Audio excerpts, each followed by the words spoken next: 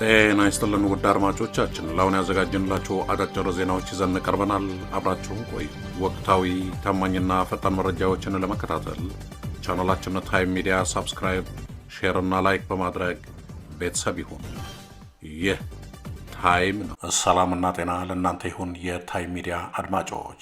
ለዛሬው አርብ መጋቢት 4 2018 ዓ.ም ያዘጋጀንላችሁ ዜናዎች ይዘን ቀርበናል። ቆይታችሁ ከኛ ጋር ይሁን።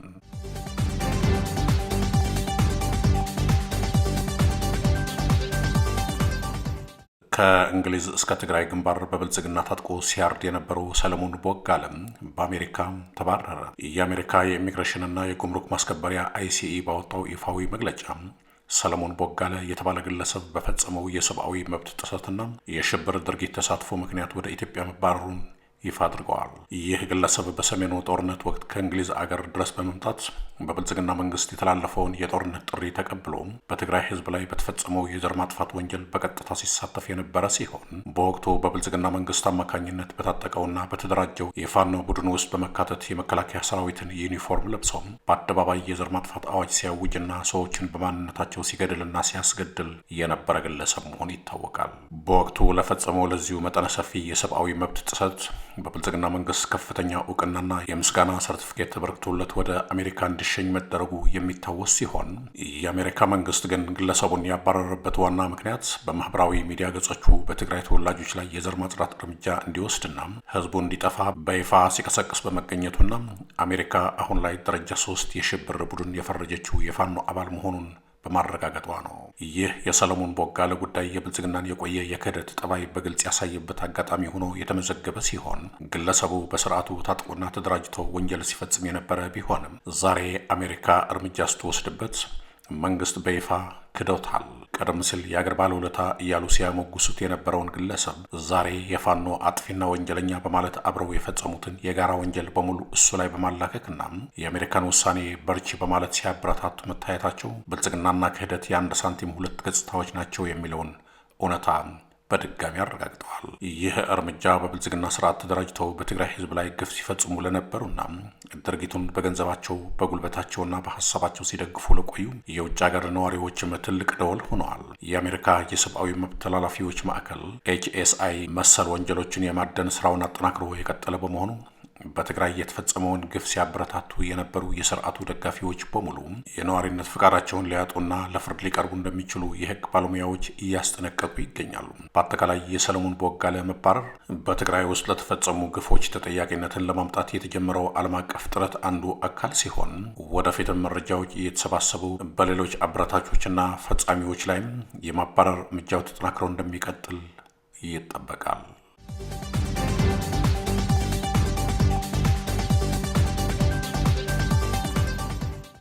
የኢትዮጵያ ጠቅላይ ሚኒስትር አብይ አህመድ ዛሬ በተባበሩት አረብ ኤምሬትስ መዲና አቡዳቢ ያደረጉት ጉዞ ኢትዮጵያን ለማይታወቅ ቀጠናዊ ቀውስ አሳልፎ የሚሰጥና የሀገሪቱን ሉዓላዊነት ለገንዘብ ድጋፍ ሲባል አደጋ ላይ የጣለ አደገኛ የፖለቲካ ቁማር መሆኑን የፖለቲካ ተንታኞች ይገልጻሉ። ጠቅላይ ሚኒስትሩ አቡዳቢ የገቡት በመደበኛ የሥራ ጉብኝት ስም ቢሆንም ጉዞው የተከናወነበት ወቅት ግን አሜሪካና እስራኤል በኢራን ላይ የከፈቱትን ጦርነት ተከትሎ ኢራን በኤሚሬትስ ከተሞች ላይ የድሮንና የባላስቲክ ሚሳይል ዝናብ እያዘነበች ባለችበት እጅግ አስፈሪ የጦርነት ቀጠና ውስጥ መሆኑ ጉዞውን እጅግ አነጋጋሪና አደገኛ አድርጎታል።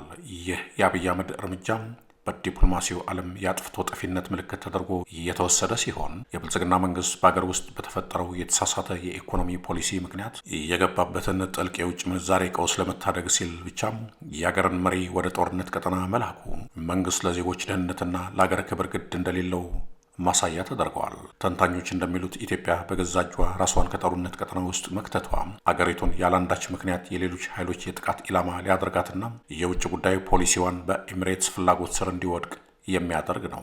በተለይ አቡዳቢ በአፍሪካ ቀንድና በቀይ ባህር አካባቢ ያላትን ስትራቴጂካዊ ፍላጎት ለማስከበር ኢትዮጵያን እንደ መጠቀሚያ መሳሪያ ልትጠቀምባት በምትፈልግበት በዚህ ወቅት የአብይ አህመድ ጉዞ ለኤሚሬትስ ታማኝ አገልጋይነትን በተግባር ለማረጋገጥ የተደረገ ጥረት ይመስላል። ይህ በዝግ በር የሚደረግ ውይይት ኢትዮጵያን ከኤሚሬትስ ጂኦ ፖለቲካዊ ጽንፍ ጋር ይበልጥ በማቆራኘት በቀጠናው ካሉ ሌሎች ኃይሎች ጋር የማያልቅ ጠላትነትን ውስጥ የሚከት ሲሆን ይህም የሀገሪቱን ቀጣይ ዕጣ ፈንታና ደህንነት ለከፋ አደጋ የሚያጋልጥ መሆኑ ተመላክተዋል። በአጠቃላይ ይህ ጉዞ ከፕሮቶኮል ፎቶግራፎች በስተጀርባ የኢትዮጵያን ብሔራዊ ጥቅም ለስልጣን ዕድሜ ማራዘሚያ ሲባል አሳልፎ የመስጠት የክህደት እርምጃ ተደርጎ ተፈርጀዋል።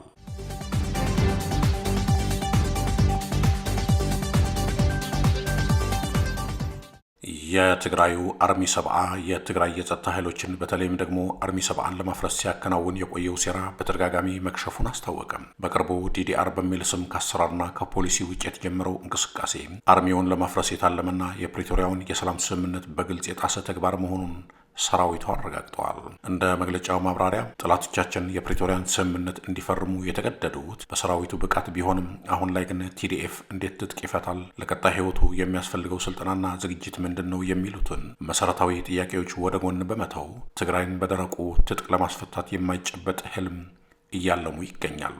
ይህ የትጥቅ ማስፈታት ሙከራ በሰራዊቱ ዘንድ ተቀባይነት በማጣቱና ሴራው በመክሸፉ ምክንያት አሁን ላይ ከ500 በላይ የአርሚ 70 አባላት የሰላም ጥሪውን ተቀብለው ወደ አፋር ክልል በመግባት በዲሞቢላይዜሽን ማዕከል ስልጠና እየወሰዱ ነው የሚል መሰረት የሌለው የፈጠራ ድራማ እየተሰራጨ መሆኑን አርሚው ገልጸዋል። አርሚ 70 በመግለጫው እንደገለጸው ሰላም ሰፍኖ በህጋዊ አግባብ ዲዲአር እንዲተገበር ሰራዊቱ ምርጫው ቢሆንም ከአሰራር ውጭ በሆነ ዝርክርክ አካሄድ ትግራዋይ አገሩንና ቤተሰቡን ትቶ ወደ አፋር በመሄድ ትጥቅ የሚፈታበት ምንም አይነት ምክንያት የለም ብለዋል። ህዝባችን ከፊትና ከኋላው በእሳት ተከቡ በመከራና በጠላት እጅ ባለበት ሁኔታ የጠላትን ፍላጎት ለማርካት ብቻ የሚታሰብ ትጥቅ መፍታት እንደማይኖርም አስገንዝበዋል። አርሚ 70 በተጨማሪም አርሚውን ለማፍረስና የብሔራዊ ክህደት የፈጸሙ ሰዎችን በማሰማራት ከ150 ሚሊዮን ብር በላይ በጀት ተመድቦ ለ7 ዙር ጥረት ቢደረግም ሰራዊቱ ግን በዓላማው ጸንቶ ይበልጥ መጠናከሩን አስታውቋል። በአሁኑ ወቅት በተልእኮ ላይ ያለ አንድም የአርሚ 70 ንቁ አባልም ሆነ አመራር በዚህ ህገወጥ የትጥቅ መፍታት ሂደት ውስጥ እንዳልተሳተፈ በመግለጽ መንግስት እያሰራጨው ያለው መረጃ ሐሰት መሆኑን አረጋግጠዋል። በመጨረሻም የትግራይ ሉዓላዊ ግዛት ሳይከበር የተፈናቀሉ ዜጎች ወደ ቀያቸው ሳይመለሱ በጠላት እጅ የሚሰቃየው ህዝባችን ነጻ ሳይወጣና ብሔራዊ ክብራችን አስተማማኝ ደረጃ ላይ ሳይደርስ የሚበተን ሰራዊትና የሚታጠፍ ትጥቅ በፍጹም እንደማይኖር አርሚ 70 በጽኑ አስታውቋል። ሰራዊቱ የጀግኖች ሰማዕታትን አደራ ጠብቆ ለዓላማው እስከ መጨረሻው እንደሚታገልም በመግለጫው አረጋግጠዋል። አርሚ 70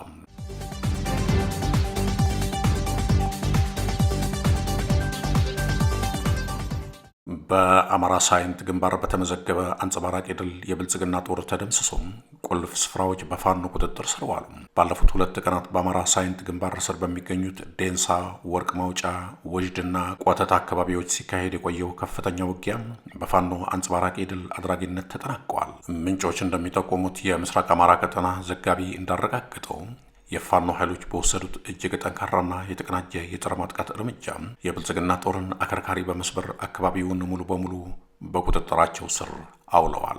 የውጊያው ሁኔታ እንደሚያሳዩ የብልጽግና ጦር አሉኝ የሚላቸውን በርካታ ወታደሮች ከነከባባድ መሳሪያቸው አሰልፎ በፋኖ ይዞታዎች ላይ ከፍተኛ ጥቃት ለመሰንዘር ሙከራ አድርጎ ነበር። ሆኖም ግን የፋኖ ኃይሎች መልክዓ ምድራዊ አቀማመጡንና ስልታዊ ብልጫን በመጠቀም የብልጽግና ጦር ባልገመተው አቅጣጫ መብረቃዊ ጥቃት ሰንዝረዋል። በተለይም በዴንሳና በወርቅ ማውጫ ግንባሮች የብልጽግና ጦርን ምሽግ ሰብረው በመግባት ከፍተኛ የሰው ኃይልና ቁሳቁስ ኪሳራ እንዲደርስበት ተደርገዋል። በተጋድሎው ወቅት ፋኖ በቀላል የጦር ቴክኒክና በላቀ የውጊያ ስልት የታጀበ ጥቃት በመሰንዘር ኃያልነቱን ዳግም ያስመሰከረ ሲሆን በአንጻሩ የብልጽግና ጦር የፋኖን ብርቱ ጥቃት መቋቋም ሳይችል ቀርቶ ወታደሮቹ መሳሪያቸውን እየጣሉ ለመፈርጠጥ ተገደዋል። የቆተትና የወዥድ ቁልፍ ወታደራዊ ስፍራዎች አሁን ላይ ሙሉ በሙሉ በፋኖ ቁጥጥር ስር የሚገኙ ሲሆን ይህም በግንባሩ ለሚደረገው ቀጣይ እንቅስቃሴ ትልቅ ስልታዊ ጠቀሜታ እንዳለው ታውቋል። ይህ ድል የፋኖን ወታደራዊ ብቃት ከማሳየቱም በላይ የብልጽግና ጦር በከባድ መሳሪያ ታጅቦም የህዝባዊ ኃይሉን ወኔና ጥቃት መቋቋም እንደማይችል በተግባር የታየበት ክስተት ሆኖ ተመዝግበዋል።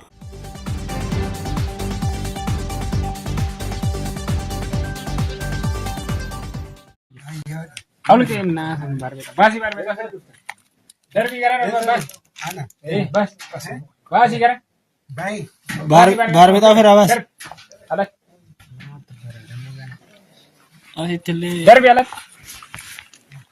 دربي اي gamba uga Esatto usted. Ana.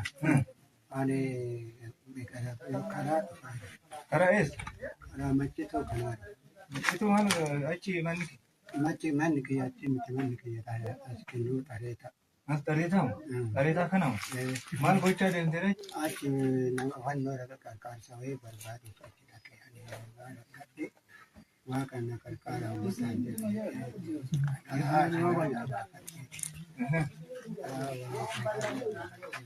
جرا وجه تري لا جرا نغر دي جرا دكاسا Waraana dhiiraa naa garre. Isobii. وان دوغا جلتين ini malah ini malah pun Himi garaa.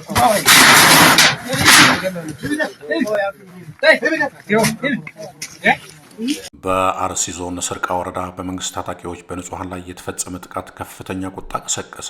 በአርሲ ዞን ስርቃ ወረዳ የመንግስት ታጣቂዎች በንጹሃን ዜጎች ላይ አሰቃቂ ወንጀል ሲፈጽሙ የሚያሳይ ቪዲዮ መውጣቱን ተከትሎ ከፍተኛ ቁጣ ተቀስቅሰዋል። የመንግስት ታጣቂዎች በንጹሃን ላይ አሰቃቂ ድርጊት ሲፈጽሙ የሚያሳየው ይህ ቪዲዮ ከጥቂት ቀናት በፊት ነው ይፋ የሆነው። በቪዲዮው ላይ የመንግስት ታጣቂዎች የኦነግ ሸኔ ወቦ ያለበትን አሳዩን በማለት ንጹሃን አረጋውያንን ሲደበድቡ በግልጽ ይታያል። ከጉዳዩ ጋር በተያያዘ አስተያየታቸውን የሰጡ ግለሰቦች እንዲህ ያለ አሰቃቂ ድርጊት በንጹሃን ዜጎች ላይ በተለይም በአረጋውያን ላይ ሲፈጸም ማየት እጅግ የሚያበሳጭ መሆኑን ገልጸዋል። አረጋውያኑን የወቦ ያለበትን አሳዩን አድርሱን በሚል በጭካ ካኔ መደብደብ የማህበረሰቡን ስነ ምግባር የጣሰና የሰብአዊ መብትን የረገጠ ተግባር መሆኑን ተናግረዋል። ባለፉት 7 ዓመታት በዚህ ግጭት መካከል ህዝቡ ላይ የደረሰውን መከራ ሲገልጹ የደረሰው ግፍ በዱር አራዊት ላይ እንኳን የማይፈጸም ነው ብለዋል። መንግስት በህግ የበላይነት የሚያምን ከሆነ ይህንን ድርጊት በህዝቡ ላይ የፈጸሙ አካላትን ለፍርድ እንዲያቀርብልን ሲሉ ጥያቄያቸውን አቅርበዋል። ወደ አድማጮቻችን ለአሁን ያዘጋጀላችሁ አጫጭር ዜናዎች እነዚህ ነበሩ። በቀጣይ እስከምንገናኝ ሰላም በያላችሁበት። ታማኝ ወቅታዊና ፈጣን መረጃዎችን ለመከታተል ቻናላችንን ታይም ሚዲያ ሰብስክራይብ፣ ሼር እና ላይክ በማድረግ ቤተሰብ ይሁኑ። ይህ ታይም ሚዲያ ነው።